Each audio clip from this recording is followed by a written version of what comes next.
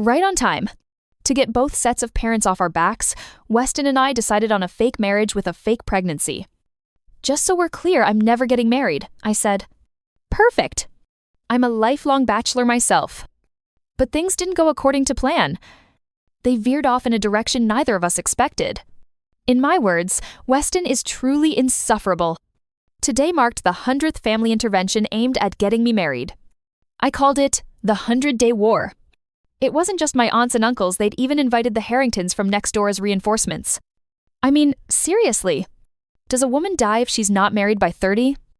Why are you leaning against the wall like that? Stand up straight. Mom's voice snapped me back from my mental escape. Blood instinct made my body obey before my brain could protest. I glanced over at Weston Harrington sprawled on the sofa, smirking at me. What's so funny? Never seen a beautiful woman get harassed about marriage before? Fine. If he wants to play dirty, I can play dirtier. Mom, Weston is a whole month older than me and he's still single. That only made Mom angrier. She stood up abruptly. Boys and girls are different. After 30, you'll only get leftovers. Though I hated the word leftovers, we were both left over, so who was superior to whom? Why could he get away with it but not me? Is less than #0. 3 is greater than but, mister. Harrington, hearing this, turned on Weston too. You've been fooling around for years. Sure, you're a junior partner at the firm now, but is that an excuse to stay single? I heard from your buddy that you've had a steady stream of girlfriends, a different one every week. Who taught you that? And put down your phone. So disrespectful. Mister. Harrington Theodore was usually as warm as his name suggested. A man from an old academic family, well-read in classical literature, he rarely lost his temper like this. Too bad none of those good genes passed to Weston. Weston kept playing on his phone as if deaf to the world. Then, just as he set his phone down, mine vibrated. Weston want to never be nagged again? Though he'd always been full of schemes, could he really be this helpful? I wasn't buying it. Before I could respond, he grabbed my wrist and raised it. Actually, Mira's been seeing someone for a while now. What? Wait, no one told me about this? Both sets of parents, especially my dad, looked shocked, then confused. Their worried expressions deepened. After all, though Weston was professionally successful, he was a total playboy. But they couldn't say that in front of Theodore, so they just frowned harder. I tried giving Weston meaningful looks, but he ignored them completely. And Mira's pregnant. We weren't careful. We planned to get everything checked at the hospital first, then I'd propose properly before telling everyone. But today, things came to a head. I know my past behavior made you all think I'm unreliable, that I can't make Mira happy. But Mira and I grew up together. You know what kind of person I am. I don't take marriage lightly. I messed up before, but I'll try to be a good husband and father from now on. He even made us both bow. So, I'm pregnant now? I touched my slightly rounded belly from dinner and smacked my lips. Whose baby? The Dungeness crabs? I have to say, this was the first serious family meeting since report cards stopped being a thing. You're grown now. You have your own opinions. You can make your own decisions about many things. Mom and Dad can't help you with everything, Dad said. I nodded. Actually, Mom and Dad want you to get married early, not because we're afraid of losing face in the neighborhood. We're afraid that one day if something happens to us, you'll be. Sigh. You're what we worry about most. Mom started crying. Dad took over. Your mother and I don't understand you young people's thinking, why you don't want to marry. But we hope you'll have someone by your side. You don't understand now when you're old and alone. It's really hard to bear. I sniffled. Weston, this boy grew up before our eyes. He's not very reliable, but he has his good points. If you've made up your mind, live your life well. No matter what happens, Mom and Dad will be here. We're your strongest support. Eventually, I escaped from the house in a confused daze. Outside, I found Weston leaning against the hallway wall, smoking. Hey! This pregnant lady can't smell smoke. He smiled, dropped it, and crushed it under his foot. Seeing people litter puts pregnant ladies in a bad mood too. He sighed helplessly, bent his 6-foot frame down, and wrapped the cigarette butt in tissue. Kneeling on one knee, he looked up at me. I was going to pick it up anyway. Had to put it out first. Happy now, princess? I pinched my fingers in a delicate gesture. I suppose that'll do. All right, stop standing there like a telephone pole. Let's go. Buy me late-night snacks and give yourself a chance to explain. Before we even reached the food stall, my Venmo chimed with a pleasant payment received $1,314. I checked my phone. Ugh. You can send money, but why such a cringy number? Weston's eye twitched. Cringy? I shook my head and hurried to the barbecue stand to order food. How about this? I'll be the bigger person this time. Send me a normal amount instead. He asked tentatively, so that previous cringy one? Should I cancel? What previous one? What are you talking about? I sat down at the outdoor table and started humming. Surprisingly, he actually sent another $10,000. Maybe he felt guilty. After all, falsely claiming I was pregnant wasn't a small thing. Explain. Why didn't you discuss something this big with me? I rubbed my forehead. You know there's this thing called biology, right? Pregnancy means giving birth. In 9 months, are you going to steal a baby or magic one up? He sheepishly handed me water, none of his big-shot lawyer authority in sight. We'll just say you miscarried. Act sad about it. You're child-free anyway, so this saves Aunt Caroline from bugging you about kids later. That actually made sense. But I couldn't let him off that easily. I suppose that could work, I said, eating my skewer. But why did you do it? Unless you're trying to avoid someone else? I don't believe in marriage. He said it flatly, like a fact. I raised an eyebrow. I'd known this all along. We'd both declared ourselves permanent singles. However, he drew out the word. Let me give you some advice. I'm all ears. He elegantly wiped his hands, still wearing his sharp suit that clashed completely with the barbecue stand atmosphere. Whatever you do, don't fall in love with me. Why aren't you saying anything? He looked at me, puzzled. I'm wondering if your ego comes in a smaller size. The next morning, my phone exploded with messages. Work group chat. Extended family chat. College friends. Everyone had seen Weston's social media post a simple photo of our hands, his arm around my waist, captioned, "Finally." My supervisor called before 8 a.m. Bellamy, congratulations. But I need to discuss something with you. Personnel flagged your file. You never updated your marital status or disclosed a pregnancy. That's potentially a documentation issue. My stomach dropped. As a civil servant, any falsified records could be grounds for disciplinary action. It's recent, miss. Chen, I'll file the paperwork today. Do that. And Bellamy, get me a copy of your medical records for the pregnancy. Protocol? I hung up and stared at the ceiling. Medical records.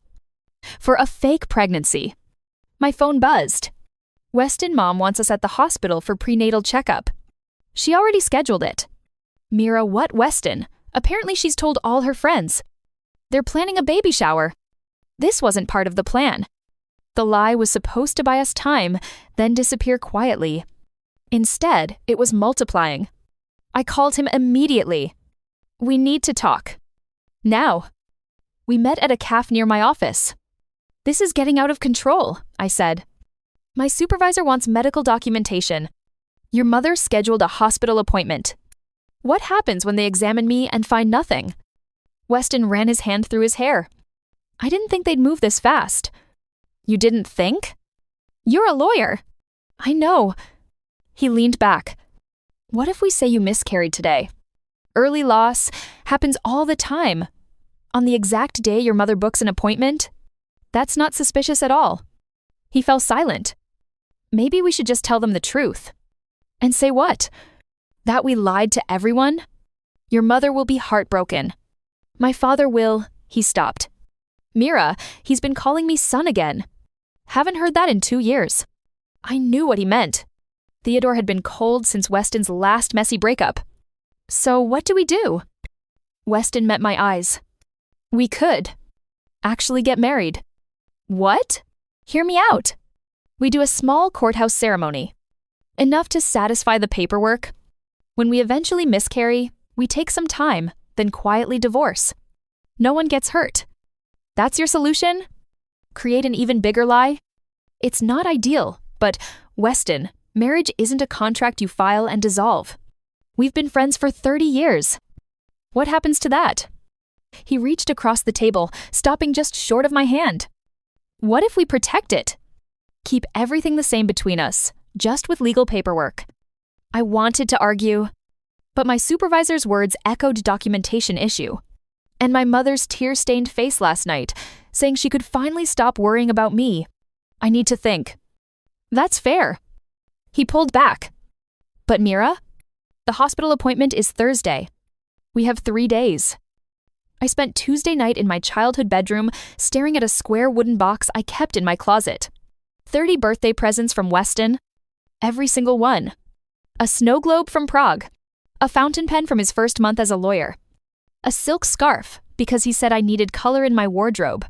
Concert tickets to that band I'd mentioned once, years ago. Things I'd never admitted mattered. My door creaked open. Mom peeked in.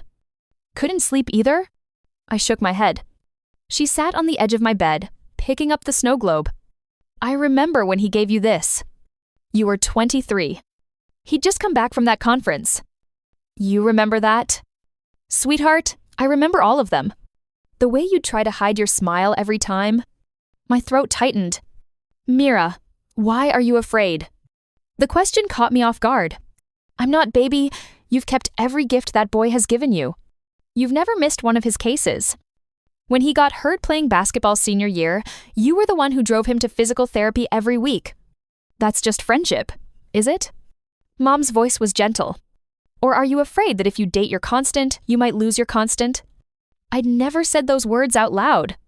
Never even articulated them clearly in my own head. But there they were. What if it doesn't work? I whispered. What if we try and it ruins everything?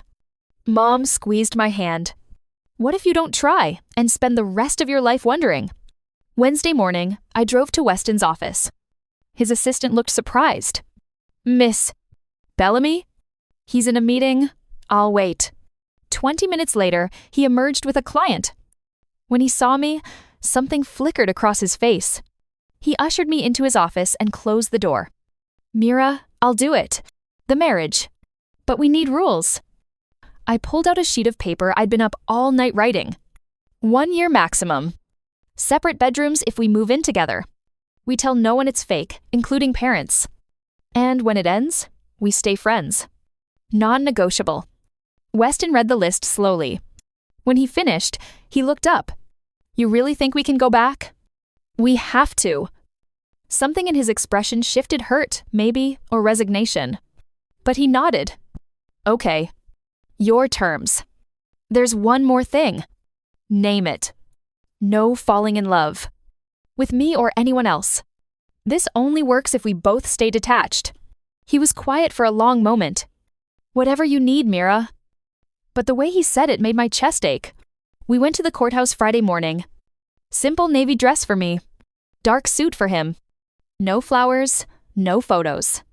Just 2 witnesses his office provided and a judge who'd seen 1,000 couples and would see 1,000 more. Do you take this woman? I do. Do you take this man? I looked at Weston. Really looked at him. At the boy who'd walked me home from school every day for 12 years. Who taught me to drive and let me crash his car into a mailbox without getting angry. Who'd held my hair back freshman year when I had food poisoning and never mentioned it again. Who was looking at me right now like I was something precious? I do. The judge smiled. You may kiss the bride. Weston's eyes asked permission. I nodded slightly. He leaned in and pressed his lips to my forehead. Soft. Gentle. Safe. Why did my eyes burn? The hospital appointment Thursday was worse than I'd imagined. Weston's mother had invited my mother. And somehow, 3 of her friends. We sat in the waiting room like we were about to watch a show. Mrs. Harrington, Mr. Harrington, the nurse called. Weston took my hand. Is less than #0. 3# is greater than it was clammy. Ready? He whispered. No. Inside, doctor. Patel was all business. So 8 weeks along? Let's take a look. Actually, I started. We need to tell you something, Weston cut in. Doctor? Patel looked up from her chart. I took a breath. I've been having cramping. And some spotting? I think. Her expression softened immediately. Let me do an exam. The exam was clinical, professional. When she finally stepped out to give us privacy, I wanted to sink through the floor. The ultrasound confirms no viable pregnancy, she said when she returned. Given your symptoms, it appears you've had an early pregnancy loss. I'm very sorry. These things happen, especially in the first trimester. Weston's hand tightened on mine. Will she be okay? Physically, yes. I'll chart this as spontaneous abortion. Take time. Be gentle with yourselves. In the waiting room, both mothers descended immediately. What did she say? I shook my head, making my voice break. It's gone. The baby's gone. My mother pulled me into her arms. Mrs. Harrington hugged Weston, and I felt like the worst person alive. That evening, I sat on Weston's couch. We'd agreed I'd stay at his place for a few days to maintain appearances, staring at a tray of sympathy lasagna someone had dropped off. You should eat something, he said. I'm not hungry. I looked at him. We lied to everyone. We made them cry over a baby that never existed. Your father hugged you and said he was proud of how you were handling it. My voice broke for real this time. Weston stood slowly. Come here. No, Mira. Come here. I let him pull me into his arms. I hate this, I whispered. I hate that we're good at it. His hand rubbed circles on my back. I know. What if we can't fix this? We will. We keep our promise. 1 year. Then we tell them we tried, but the loss was too hard, and we're better as friends.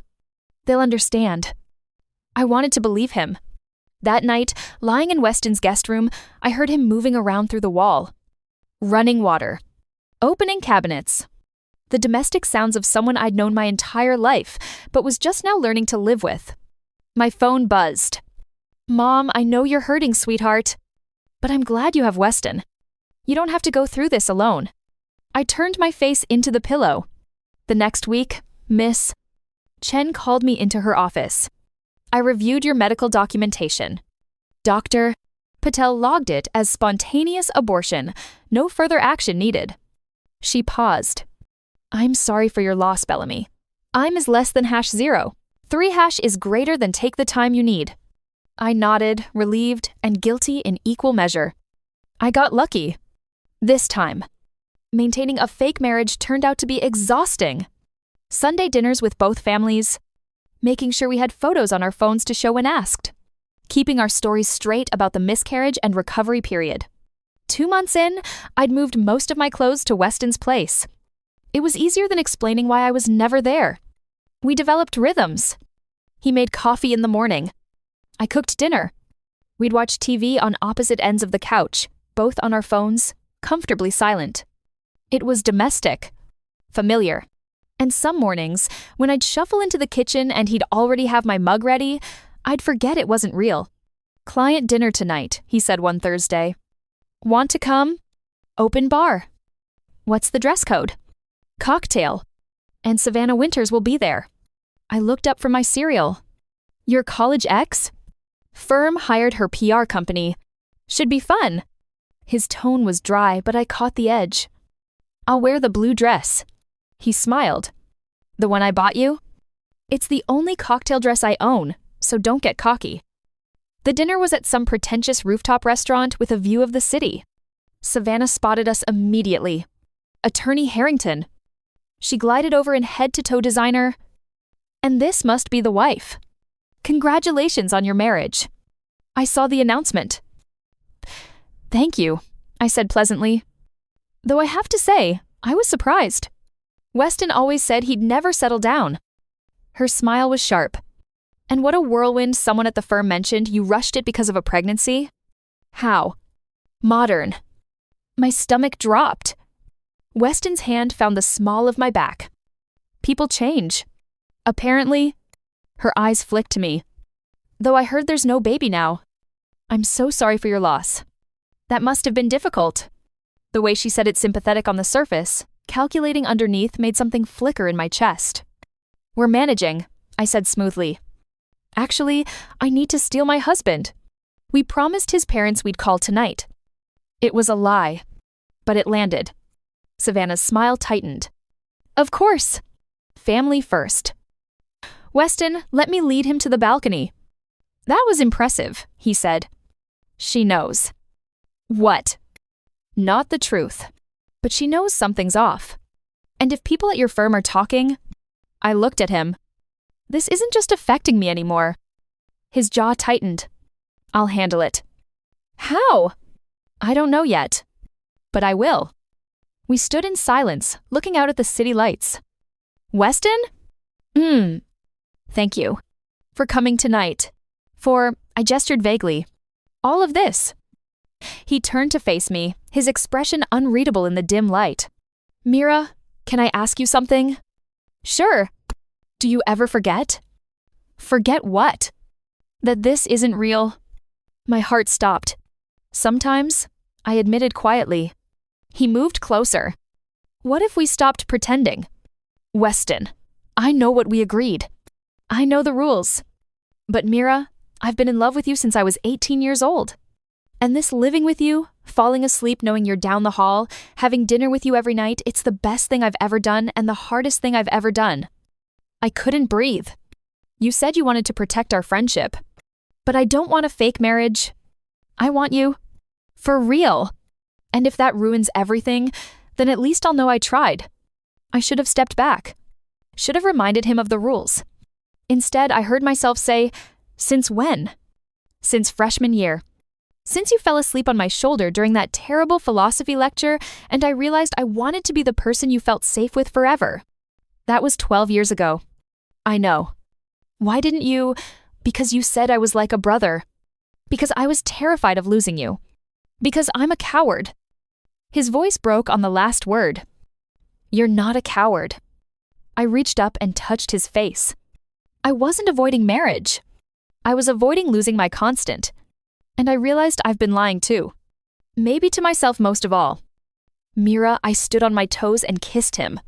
Not the chaste forehead kiss from the courthouse. Not the careful performance kiss from our wedding photos. A real kiss. The kind that says, "I've been lying too." When we broke apart, he was staring at me like I'd rewritten physics. "I'm scared," I whispered. "I'm so scared of losing you." "You won't." "You don't know that." "Then let's find out together." We decided not to tell anyone yet. We needed time to figure out what we were doing without an audience. The guest room door stayed closed, but I'd find myself in his bed most mornings anyway, drawn there by bad dreams or early light, or the simple fact that sleeping next to him felt right. "Morning," he'd mumble, pulling me closer. "Your breath is terrible." "You're so romantic." But he'd kiss my temple anyway, and I'd burrow into his warmth for 5 more minutes. We were learning each other in new ways. The exact moment his shower turned off. How he organized his closet by color, then by season. The way he'd leave Post-it notes on the coffee maker, "Have a good day," or "You're beautiful," or once, inexplicably, "Don't forget we're out of milk." One Saturday, he came home with paint swatches. "What's this?" "You said the guest room felt sterile." "I thought we could repaint it." "Weston, I'm not using the guest room anymore." "I know. But if we're doing this for real marriage, life, everything I want you to know, it's your home too. Not just my place you're staying in." Something in my chest cracked open. "Sage green," I said, pointing to a swatch. "With white trim." He smiled. "Perfect." We spent the afternoon painting, getting more on ourselves than the walls, bickering about technique and laughing when I accidentally painted his nose. "You're terrible at this," he said. "You're too slow." He flicked paint at me. I flicked back.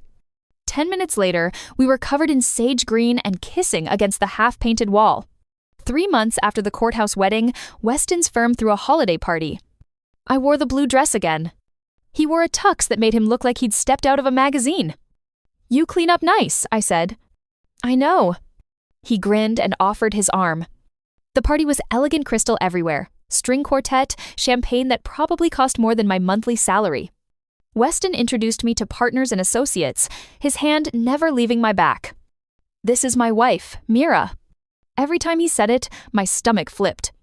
Halfway through the evening, we escaped to the balcony. "Tired?" he asked. "Little bit? These heels are killing me." Without hesitation, he knelt and unbuckled my shoes. "Weston, we're in public. Let them watch." He stood and handed me the heels, then lifted me onto the railing so we were eye to eye. "Better?"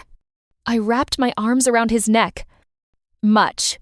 Behind us, the party continued. But out here, it was just us and the city lights and the December cold. "Can I tell you something?" I said. "Always. I'm not scared anymore." His eyes softened. "No?" "Still a little, but mostly I'm just happy." He cupped my face.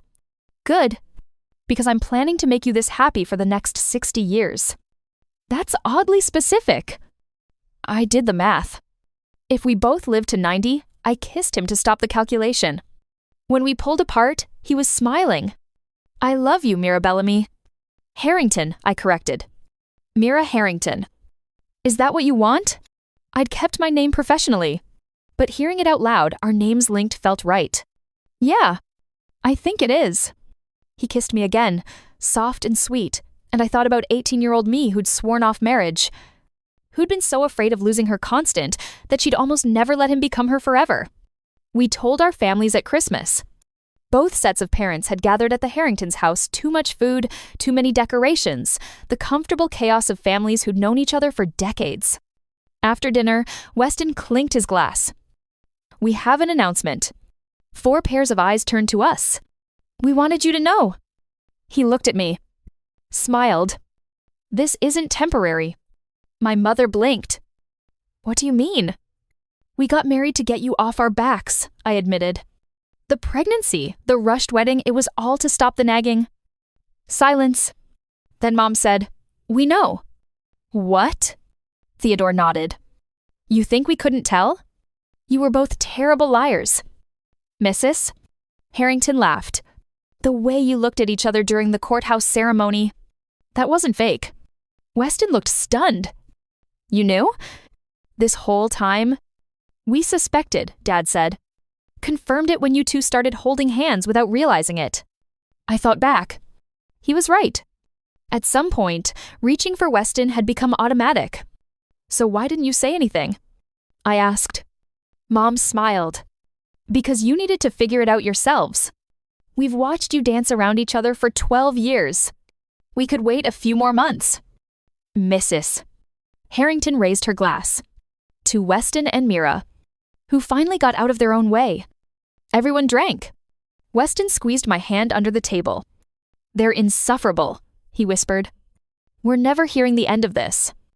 "Worth it?" I looked at him, at this man who'd been my constant since elementary school, who'd loved me quietly for over a decade, who'd painted a room sage green just to make me feel at home. "Yeah, worth it." Epilogue, the real wedding, the one we'd actually planned, was small. Just family and close friends at a vineyard upstate. When the officiant said, "You may kiss the bride," Weston didn't hesitate. He pulled me close and kissed me like he meant it. Because this time, he did. At the reception, we danced to a song we'd picked together. "Remember when you said not to fall in love with you?" I asked. Vaguely. "How'd that work out?" He spun me. Terribly. Worst advice I ever gave. Good thing I ignored it. Later, when the party wound down and we snuck away to the edge of the vineyard, I thought about timing. About how we could have done this at 18 or 25 or never. But we did it at 30. When we were ready. "What are you thinking?" Weston asked. That we were late to notice? I looked up at him. "But not late to love." He pulled me close, resting his forehead against mine. "We were right on time." The end.